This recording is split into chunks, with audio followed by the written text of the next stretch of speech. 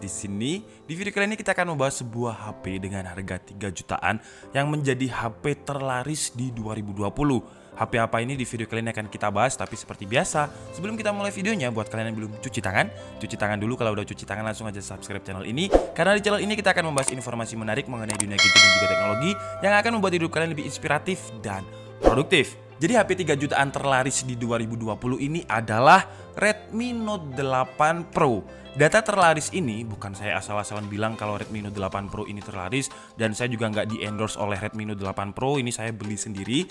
Dan ini adalah hasil research saya di beberapa e-commerce dan nanti akan saya tunjukkan footage-nya juga.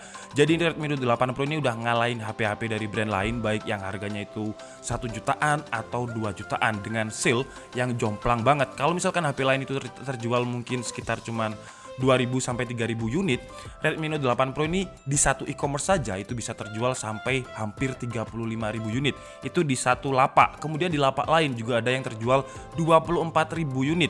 Sementara kalau sebelah-sebelahnya itu ya nggak sampai 10.000, bahkan nggak sampai 5.000. Nah sekarang pertanyaannya, kenapa Redmi Note 8 Pro ini menjadi HP yang paling banyak dibeli? Dan pertanyaan kedua, kenapa DKID ini reviewnya telat banget? Karena Redmi Note 8 Pro ini udah keluar mungkin sekitar 6 bulan lalu. Karena di DKID ini HP-nya beli sendiri, jadi kita nggak punya budget yang terlalu banyak untuk membeli HP-HP yang harganya masih harga launching.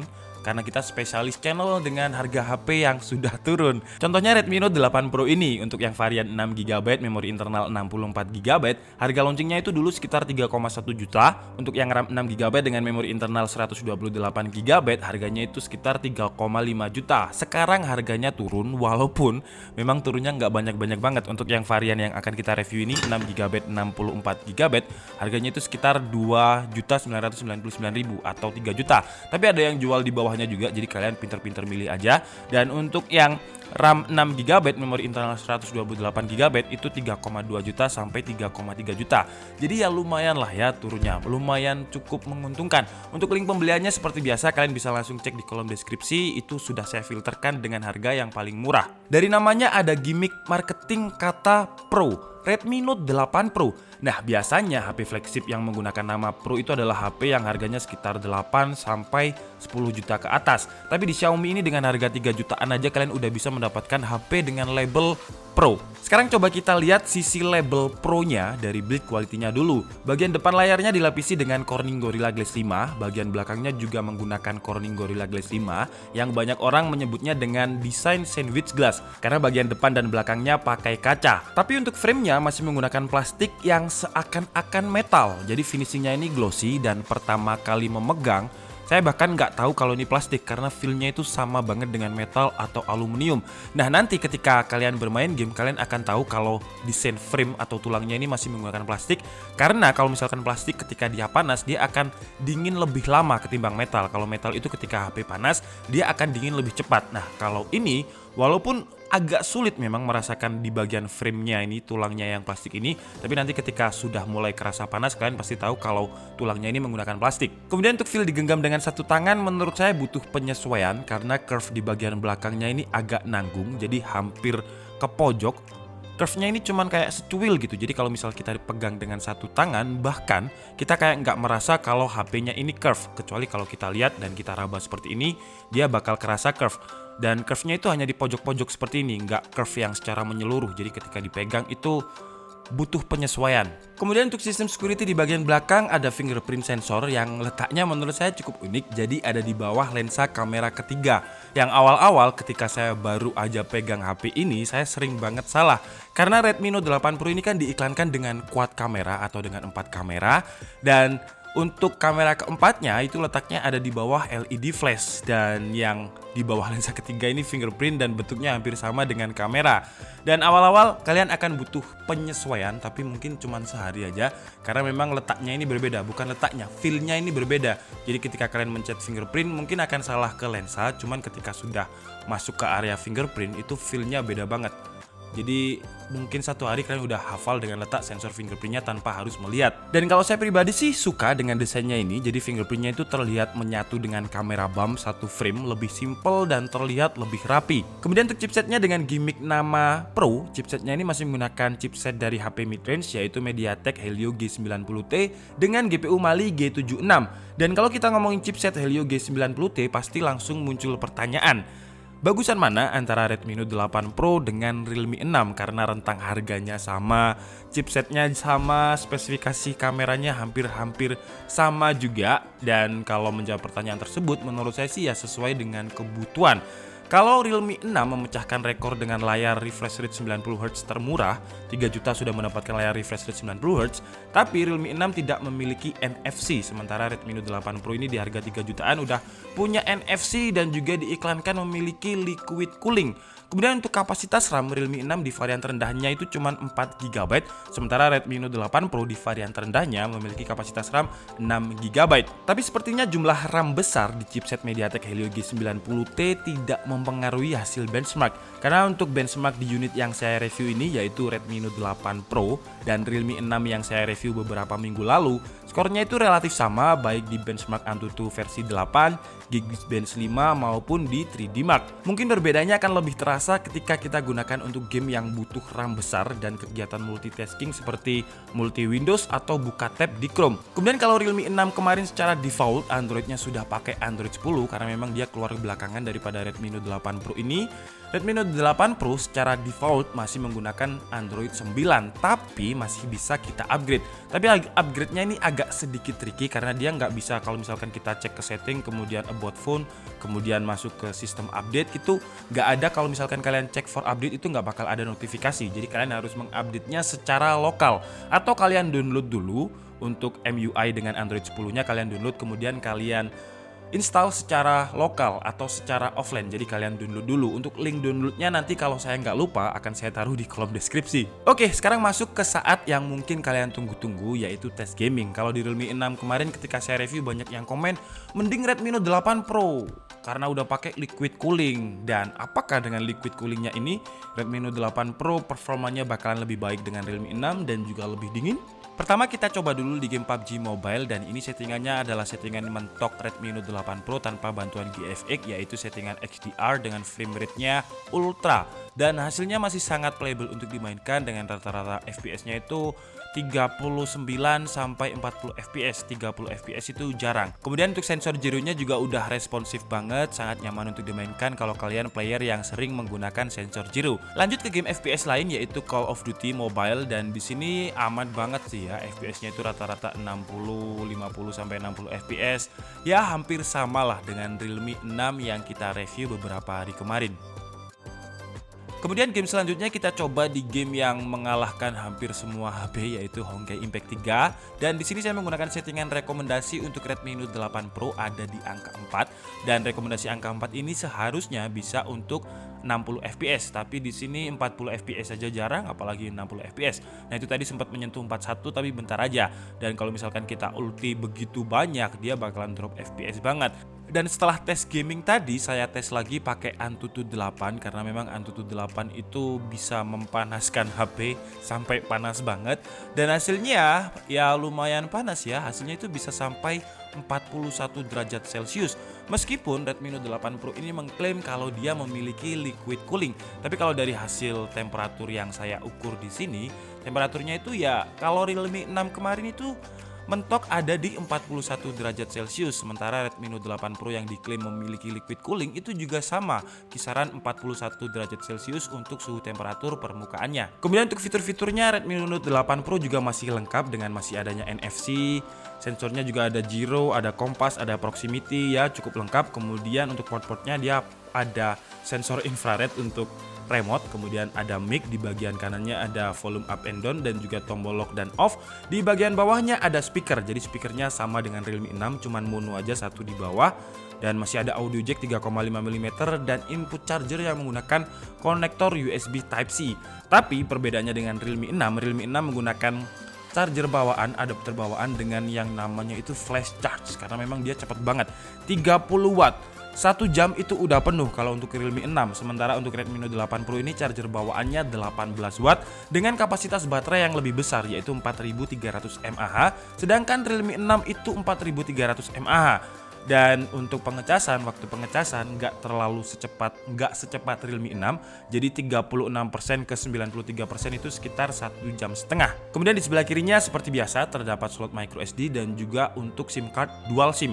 Sekarang pertanyaannya untuk daya tahan baterainya seperti apa? Walaupun kapasitasnya lebih besar, tapi saya pribadi nggak merasakan perbedaan yang secara signifikan dengan Realme 6. Jadi sama-sama awet. Saya gunakan seharian itu untuk YouTube, untuk TikTok, kemudian browsing dan game mungkin sekitar 1 jam 2 jam PUBG itu sekitar jam 8 malam masih sekitar 20%. Jadi menurut saya sih sama dengan Realme 6, tapi mungkin ini lebih unggul sedikit ya karena selisihnya 200 mAh dengan spesifikasi yang mirip juga sebenarnya. Jadi untuk layarnya ini juga hampir sama dengan Realme 6, gak OLED-OLEDan. Teknologi panelnya adalah IPS LCD yang memiliki resolusi 1080x2340 dengan rasio 19,5:9, 500 brightness nits dan 395 dot per inch atau DPI, kemudian memiliki screen size 6,53 inch dengan gimmick pro-nya ini masih menggunakan panel IPS LCD. Agak kurang memang jika dibandingkan dengan HP dengan label yang bener-bener pro, tapi dengan harga 3 jutaan ya menurut saya udah cukup untuk keperluan sehari-hari. Untuk settingan layarnya ada default, kemudian warm dan juga cool. Ada settingan auto yang di sini tertulis mengikuti efek cahaya lampu atau kalau di iPhone mungkin namanya adalah True Tone. Tapi saya sama sekali nggak bisa membedakan adjustmentnya di mana ketika cahaya kondisi ruangan ini berubah. Jadi kalau misalkan gelap gitu kayak brightnessnya sama aja, kemudian kalau terang juga brightnessnya segitu-gitu aja. Nggak ada perubahan yang mata saya ini bisa melihat. Tapi menurut saya settingan yang paling terbaik adalah auto dan juga warm. Jadi lebih kerasa nyaman aja di mata saya dibandingkan dengan settingan yang lain. Kemudian kalau Realme 6 menggunakan punch hole, Redmi Note 8 Pro menggunakan kamera dengan desain notch tetesan air yang ada di tengah. Saya nggak terlalu suka notchnya karena cukup mengganggu, jadi biasanya saya hide. Tapi karena ini bukan layar OLED, jadi masih terlihat kalau warna hitam ketika kita hide notch. Masih ada sedikit LCD yang terlihat menyala lah. Kemudian untuk kameranya, Redmi Note 8 Pro memiliki 4 kamera belakang yang konfigurasinya itu 64 megapiksel kamera primer ya. Kemudian ada 8 megapiksel ultrawide, 2 megapiksel makro dan 2 megapiksel lagi bukaan 2,4. Dan untuk kamera depannya memiliki resolusi yang juga gede banget, 20 megapiksel. Oke, ini adalah hasil kamera depannya dengan resolusi 1080p 30 fps. Masih sedikit shaky ya. Ini saya gunakan untuk mancal pakai mau jatuh HP-nya. Pakai sepeda. Dan untuk kualitas mic-nya seperti ini guys. Kalian bisa tulis di kolom komentar gimana. Seperti biasa kalau mancal gini anginnya windy, apakah dia ada noise cancellation-nya. Kalau terlalu banyak suara angin berarti mic-nya kurang bagus. Nah, ini sambil jalan sambil ada backlight-nya, jadi kalian bisa lihat nih. 1080p 30 fps seperti ini. Kalau ini adalah resolusi 4K di 30 fps dan kalau di layar sini ya, kalau saya lihat ini lebih baik ketimbang Realme 6. Cuma nanti ketika udah post editing, ketika masuk laptop kayak gimana hasilnya, apakah berbeda? Mungkin. Dan sekarang jalannya naik lagi. Ini 1080p di 60 fps. Ya, kira-kira seperti ini. Apa bedanya dengan 4K tadi ya? Tapi sebenarnya nanti saya juga nggak bakal ngupload di resolusi 4K sih. Tapi paling nggak kalian bisa lihat nanti hasil kompresan 4K ke Full HD-nya gimana. Oke, ini adalah resolusi Full HD 30 fps. Kalian bisa lihat seperti apa. Ini saya gerakan dengan cukup cepat. Dan saya juga udah mulai ngos-ngosan. Nah, kita cari polisi tidur yang biasanya mana ya? Nah, ini polisi tidur yang biasanya nih. Dan ini adalah spot foto wajib nanti, jadi kalian bisa setiap review HP pasti nanti akan saya foto daerah sini biar kalian bisa membandingkan dengan HP yang berbeda tapi spot fotonya sama. Kira-kira kalian nanti bisa lihat seperti apa hasil kameranya. Dan sekarang ini adalah hasil foto ultrawide-nya yang menurut saya sama dengan Realme 6, jadi nge-wide banget, sama kayak seolah-olah itu kita bikin foto panorama dan nge-wide banget memang. Cuman menurut saya komposisi warnanya dan juga kualitasnya ini kurang konsisten. Karena kalau kalian lihat ini adalah mode normal dan kalian pasti bisa menandai. Jadi kalau ultrawide tadi itu komposisi warnanya itu nggak kayak gini. Kalau ini tuh kayak lebih lebih kuning gitu, lebih terang. Apalagi kalau misalkan kita pakai mode zoomnya. Nah, ini adalah mode zoomnya, jadi kalian bisa lihat kalau warna langitnya itu lebih biru, warna pohonnya lebih hijau. Jadi menurut saya sih komposisi warnanya kurang konsisten. Kemudian ini adalah mode 64 megapikselnya dan kalian bisa baca tulisannya ya. Jadi yang mau pijat urut kalian bisa call di sini, karena untuk teksnya ini saya ambil fotonya cukup jauh, tapi ketika saya zoom pakai post editing itu tulisannya masih cukup kelihatan dan menurut saya cukup gigih. Dan nanti kalian bakalan nggak pakai lensa zoomnya dan malah lebih milih 64 megapikselnya karena lensa zoomnya itu kurang detail. Tapi untuk mode 64 megapikselnya ini satu foto bisa sekitar 20 sampai 25 megabyte, jadi cukup besar banget. Dan ini adalah mode bokehnya yang menurut saya cukup oke dibandingkan dengan kemarin Infinix Go 8. Infinix Go 8 itu maskingnya masih terlihat banget, sementara Redmi Note 8 ini hampir nggak terlihat sama sekali maskingnya, meskipun menurut saya sekali lagi kualitas gambarnya ini kurang konsisten. Dan ini adalah mode malamnya yang menurut saya cukup oke sekali, terlihat terang banget. Dan kalau misalkan kita mau bandingkan, ini adalah mode normal tanpa mode malam, dan mode malamnya itu seperti ini. Nah, seperti yang kalian lihat, langitnya pun ikutan terang ya, dan juga ya memang tapi terlihat optimalisasi software, tapi lebih baik mode malam daripada nggak pakai mode malam kalau misalkan kita jebret malam-malam. Oke guys, jadi mungkin cukup segitu aja video review dari Redmi Note 8 Pro, HP 3 jutaan terlaris, yang bukan hanya terlaris di harga 3 jutaan, tapi di bawahnya mau lawannya itu 1 juta atau 2 juta, Redmi Note 8 Pro ini tetap terlaris. Dan kesimpulannya di video kali ini, kenapa Redmi Note 8 Pro ini terlaris? Kalau menurut saya, pertama itu karena gimmick Pro. Jadi HP apapun kalau udah dilempar dengan label Pro itu kayaknya semakin laris gitu. Tapi untuk kasus Redmi Note 8 Pro ini, Pro-nya walaupun memang agak gimmick, tapi menurut saya dengan harga 3 jutaan, kalau saya pribadi saya lebih suka dengan Redmi Note 8 Pro ini. Karena dia memiliki NFC, yang saya butuh banget NFC karena saya kan kerjanya di bidang produktif dan NFC itu benar-benar membantu banget. Kemudian Redmi Note 8 Pro ini juga menggunakan build quality yang menurut saya build quality ini harga 3 juta loh, tapi build quality-nya kayak gini. Jadi dia memiliki desain yang namanya adalah sandwich glass. Jadi di bagian layar ini menggunakan Corning Gorilla Glass 5, di bagian belakang menggunakan Corning Gorilla Glass 5. Kekurangannya mungkin ada di fast chargingnya yang cuma 18 watt. Jadi kalau dibandingkan dengan Realme 6 memang lebih cepat ngecas Realme 6, dan Realme 6 memiliki layar yang 90 Hz. Dan yang saya nggak suka dari Redmi Note 8 Pro ini adalah punch hole. Ini bukan punch hole ya, ini yang notch yang ada di tengah, tetesan air ini saya nggak suka, entah kenapa kayak terlihat aneh gitu. Tapi kalau punch hole-nya Realme 6 itu terlihat seperti layar itu menjadi lebih lega. Kemudian kalau kelebihan lain mungkin RAM-nya lebih tinggi ketimbang Realme 6 di varian terendah 6GB. Tapi kalau saya pribadi saya nggak merasakan performa yang signifikan antara RAM 4GB di Realme 6 dan juga Redmi Note 8 Pro yang sudah 6GB ini. Oke guys, jadi mungkin cukup segitu aja ya video review dari Redmi Note 8 Pro, HP terlaris sejauh ini sampai bulan apa ini? Maret 2020. Mungkin nanti akan ada HP yang menyusul, kita tunggu aja. Saya minta maaf kalau ada kesalahan dalam penyampaian informasi. Seperti biasa kalian bisa mengkoreksinya di kolom komentar. Saya Andika Setiabudi and see you on the next video. Bye bye.